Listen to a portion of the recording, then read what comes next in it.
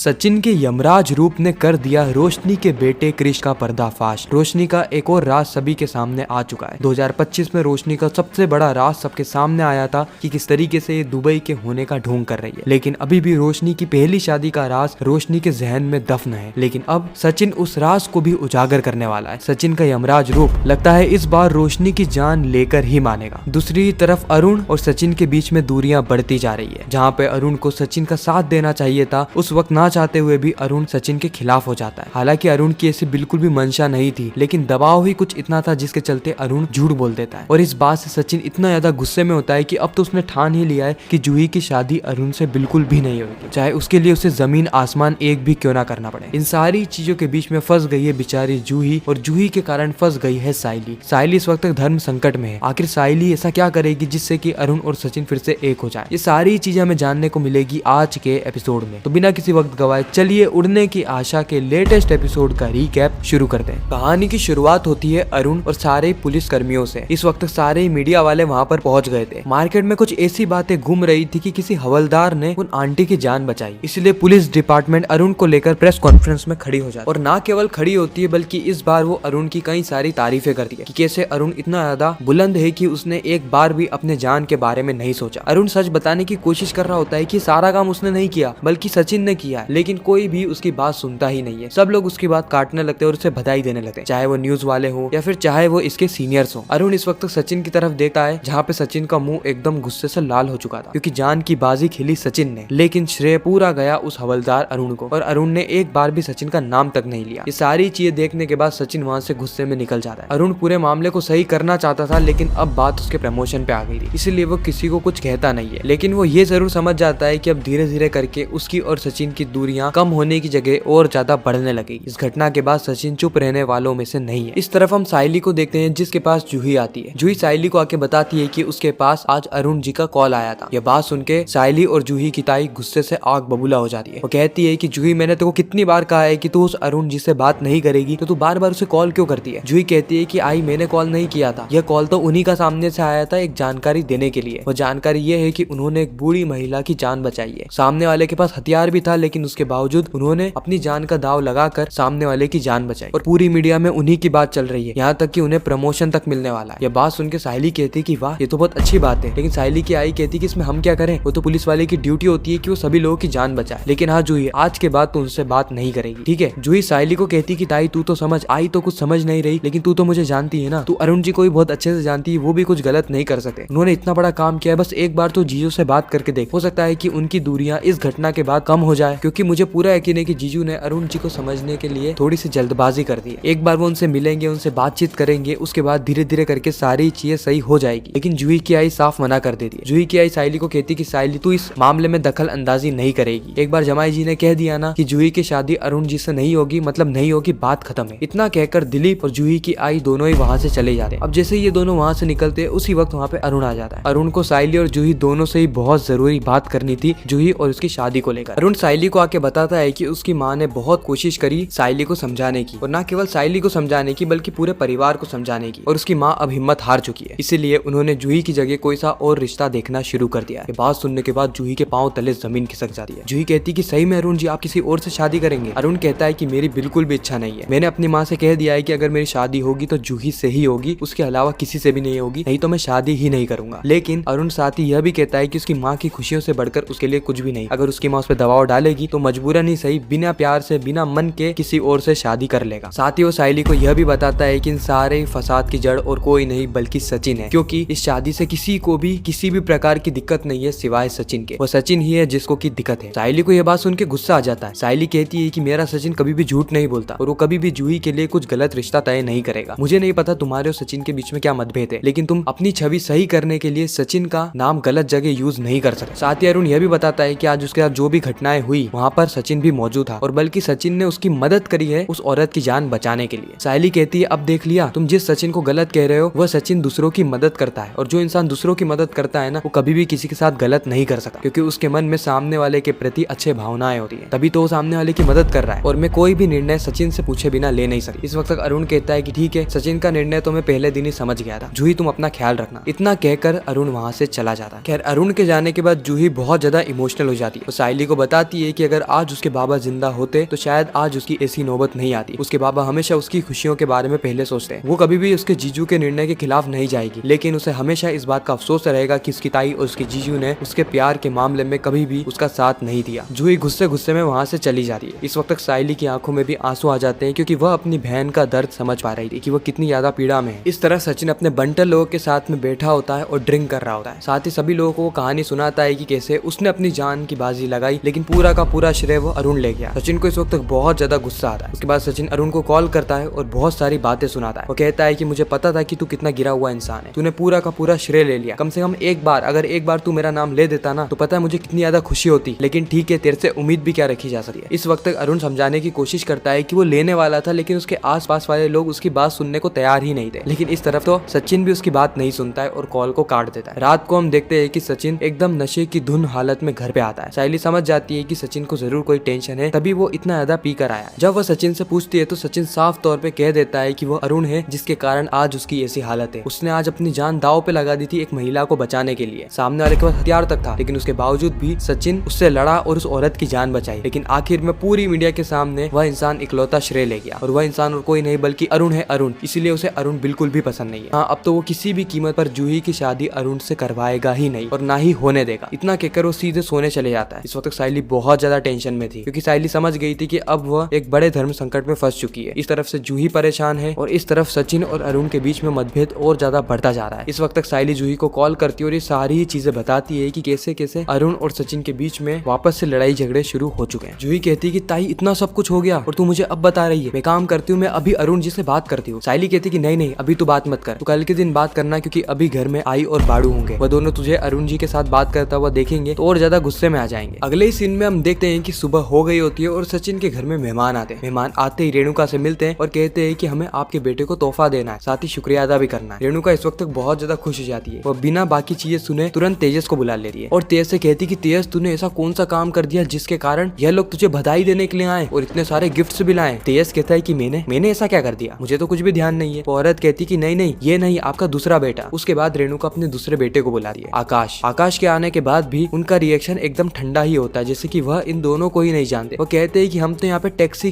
King से मिलने के लिए आए। सायली कहती है कि हाँ, वो मेरे ही पति है। उसी वक्त सायली जाती है और सचिन को बुला कर लाती है। सचिन इनको देख के पहचान जाता है कि कल सचिन ने इन्हीं की तो जान बचाई थी। यह लोग सचिन का बहुत बहुत धन्यवाद करते हैं, साथ ही सचिन को एक सोने की चेन भी देते हैं। और रिया इन सब चीज का वीडियो रिकॉर्ड करके सोशल मीडिया पे डाल देती है और यही वीडियो एक बहुत बड़ा बवाल क्रिएट करने वाला है, क्योंकि कुछ ही मिनटों के अंदर यह वीडियो वायरल हो जाता है और वायरल होकर पहुंच जाता है अरुण के पास। अरुण ये सारी चीजें देख रहा था और समझ गया था कि अब उसकी मीडिया में बदनामी होना शुरू हो जाएगी, ना केवल उसकी बल्कि पुलिस डिपार्टमेंट की। उसी वक्त अरुण को पुलिस डिपार्टमेंट से भी कॉल आ जाता है, क्योंकि यह वीडियो उनके पास भी पहुंच गई थी। वो कहते कि अरुण, तुमने हमसे झूठ बोला। अरुण अपनी सफाई देता है कि उसने झूठ नहीं बोला, बल्कि उसने तो कुछ बोला ही नहीं, जो कुछ भी बोला वो डिपार्टमेंट वालों ने बोल दिया। और इसी के ही चलते अरुण का जो प्रमोशन वाला केस चल रहा था वो अब होल्ड पे चला जाता है। अरुण को जूही का भी कॉल आता है, जहाँ पे जूही बहुत ज्यादा गुस्सा होती है। वो कहती है कि तुम्हें जीजू का नाम लेना चाहिए था। अरुण यहाँ पर भी अपनी सफाई देता है, लेकिन जूही भी अरुण की कोई बात नहीं सुनती। और इसी के साथ ही खूबसूरत एपिसोड यहीं पर समाप्त हो जाता है। अगर आपको ये वीडियो कैसी लगी कमेंट सेक्शन में जरूर बताना। मैं मिलता हूँ किसी नेक्स्ट इंटरेस्टिंग वीडियो में, जब तक के लिए गुड बाय।